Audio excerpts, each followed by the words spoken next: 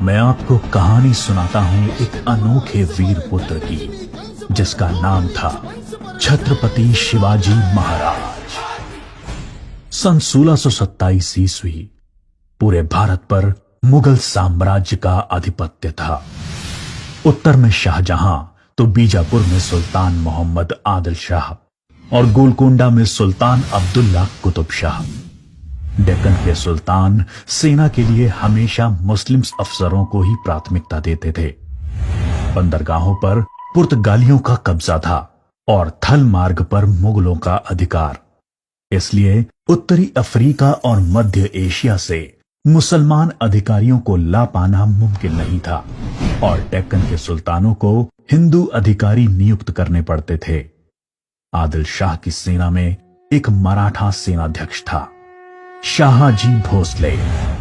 शाहजी सेना में उच्च पद पर आसीन था।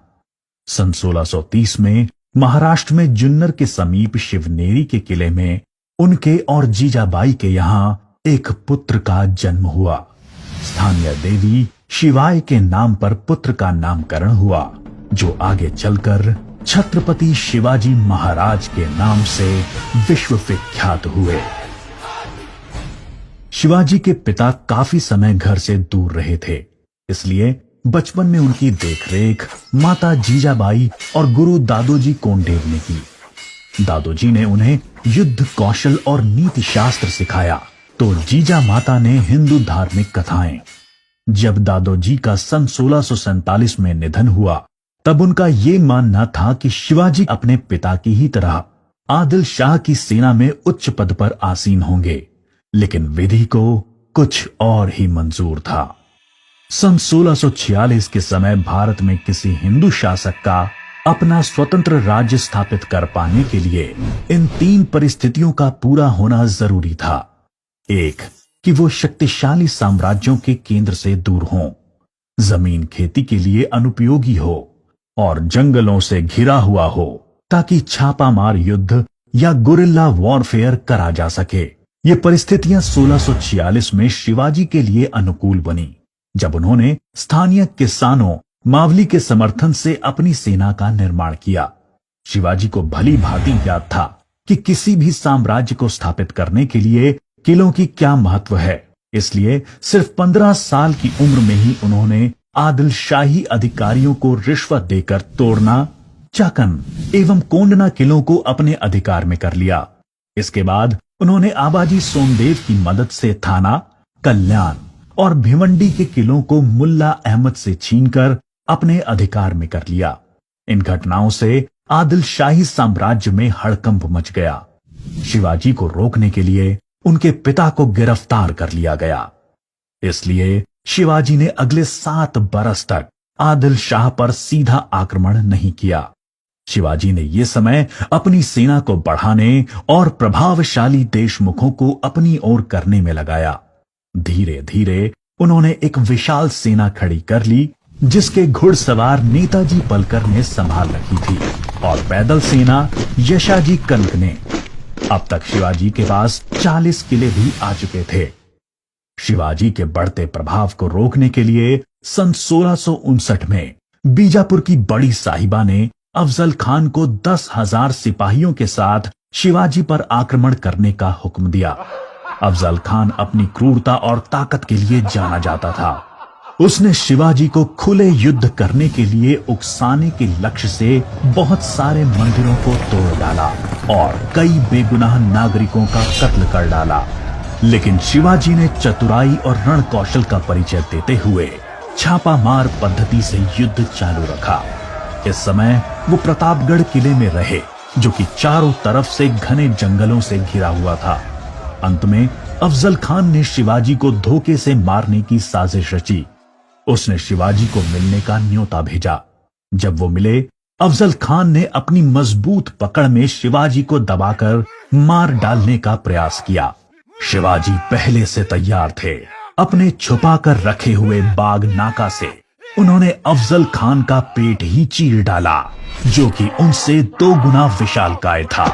इसके बाद प्रतापगढ़ की लड़ाई में शिवाजी ने अफजल खान की सेना को करारी मात दी। शक्तिशाली अफजल खान की हार से बीजापुर का सुल्तान स्तब्ध रह गया। अब की बार रुस्तम जमान को भेजा गया। 28 दिसंबर 1659 को शिवाजी ने रुस्तम जमान की सेना पर सामने से हमला बोल दिया। साथ ही उनकी सेना की 2 और टुकड़ियों ने दोनों दिशाओं से रुस्तम की फौज पर आक्रमण कर दिया। रुस्तम जमान शर्मिंदाजनक स्थिति में लड़ाई के मैदान से अपनी जान बचाकर भाग गया।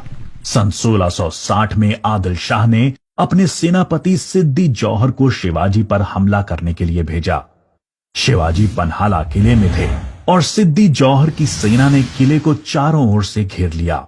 शिवाजी ने सिद्दी जौहर को मिलने का न्योता दिया और जब वो मिले आदिल शाह को संदेश भिजवा दिया कि सिद्दी जौहर उनसे गद्दारी कर रहा है। इससे आदिल शाह और सिद्दी जौहर के बीच लड़ाई छिड़ गई, जिसका फायदा उठाकर शिवाजी एक रात अपने 5000 सिपाहियों के साथ पन्हाला किले से बाहर निकल आए। बाजी प्रभु देशपांडे ने न सिर्फ सिपाहियों के साथ दुश्मन सेना को उलझाए रखा, जिसकी वजह से शिवाजी सकुशल विशालगढ़ पहुंच गए। इस लड़ाई में बाजी प्रभु देशपांडे को अपने प्राणों से हाथ धोना पड़ा। उनको महाराष्ट्र के इतिहास में एक महान योद्धा माना जाता है। इसके बाद बीजापुर की बड़ी बेगम ने औरंगजेब से शिवाजी को पकड़ने के लिए विनती करी। उसने अपने मामा शाइस्ता खान को 1,50,000 सैनिकों के साथ शिवाजी से युद्ध करने भेजा। शाइस्ता खान ने अपनी विशाल सेना के बल पर पुणे पर कब्जा कर लिया और शिवाजी के निवास स्थान लाल महल पे अपना बसेरा डाल दिया।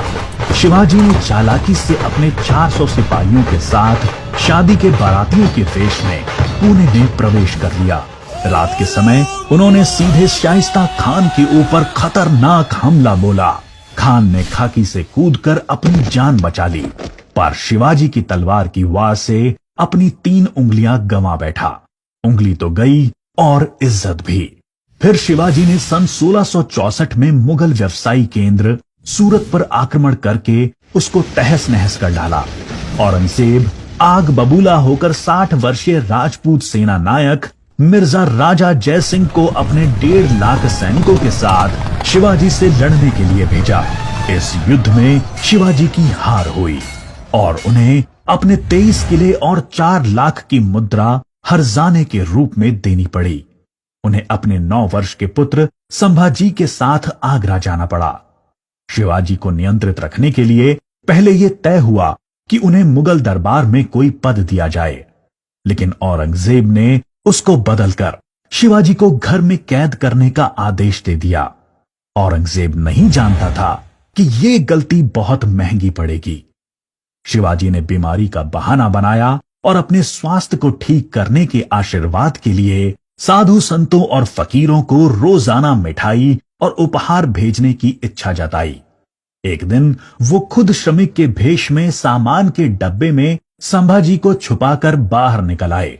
वो मथुरा, काशी, गया, पुरी के बाद गोलकोंडा और बीजापुर होते हुए रायगढ़ पहुंच गए। 1670 तक शिवाजी ने कई लड़ाइयां लड़ते हुए 4 महीनों के भीतर अपने राज्य का बड़ा हिस्सा मुगलों से स्वतंत्र करा लिया। सन 1671 से 1674 तक औरंगजेब ने भरसक प्रयास किया शिवाजी को अपने अधीन करने का, लेकिन वो बुरी तरह से असफल हुआ। उसने अपने उत्तम योद्धाओं जैसे दाऊद खान और मोहब्बत खान को शिवाजी से लड़ने भेजा, लेकिन सबको मुंह की खानी पड़ी। इसके साथ ही सन 1672 में अली आदिल शाह की मृत्यु हो गई और बीजापुर सल्तनत की स्थिति में चला गया। आखिर वो दिन आया जब गगा भट्ट ने 6 जून 1664 को पूरे उत्सवनुमा वातावरण में हिंदू परंपराओं के साथ शिवाजी का राज्याभिषेक किया। वो मराठा के राजा बने और कई सदियों के अंतराल के बाद हिंदू रीतियों, तिलक, जनेऊ और वेदों के उच्चारण के बीच किसी राजा का राज्याभिषेक संपन्न हुआ। शिवाजी की महानता सिर्फ उनकी बहादुरी और युद्ध कौशल में ही नहीं थी, वो एक योग्य प्रशासक भी थे। उन्होंने धर्म के आधार पर कभी किसी के साथ पक्षपात नहीं किया। उनके कई अधिकारी, यहां तक कि उनके व्यक्तिगत अंगरक्षकों में कुछ मुसलमान भी थे। उन्होंने कभी किसी भी नारी का निरादर नहीं किया। यहाँ तक कि युद्ध में हारे हुए दुश्मनों की स्त्रियों को भी सम्मान सहित वापस भेज देते थे। गुरिल्ला युद्ध, किलों का उपयोग और नवसेना का निर्माण भारत में पहली बार शिवाजी ने ही करा। उन्होंने 4 किलों तथा 2000 सैनिकों से शुरुआत की थी और उनकी मृत्यु के समय तक ये गिनती 300 किलो एवं 1 लाख सैनिकों की हो गई थी। मार्च 1680 में शिवाजी का स्वास्थ्य खराब हो गया। तेज बुखार और पेचिस के चलते 5 अप्रैल 1680 को 52 साल की छोटी सी उम्र में इनका स्वर्गवास हो गया। औरंगजेब ने सोचा कि शिवाजी की मृत्यु के बाद मराठा राज्य खत्म हो जाएगा, लेकिन ऐसा हुआ नहीं। पहले उनके पुत्र संभाजी ने और उसके बाद छत्रपति राजा राम ने मराठा शासन की बागडोर संभाली। औरंगजेब को करीब 25 सालों तक मराठाओं के साथ युद्ध लड़ना पड़ा, जिसकी वजह से वो अपनी मृत्यु के समय तक पूरी तरह से बर्बाद हो चुका था। शिवाजी ने जो मराठा राज्य की नींव रखी, वो आगे चलकर कर्नाटक से लेकर अटॉक पाकिस्तान तक फैल गई। शिवाजी जैसे मनुष्य कभी मरते नहीं, लेकिन लोगों के हृदय में अपने महान कार्यों, साहस और बलिदानों की वजह से हमेशा अमर रहते हैं।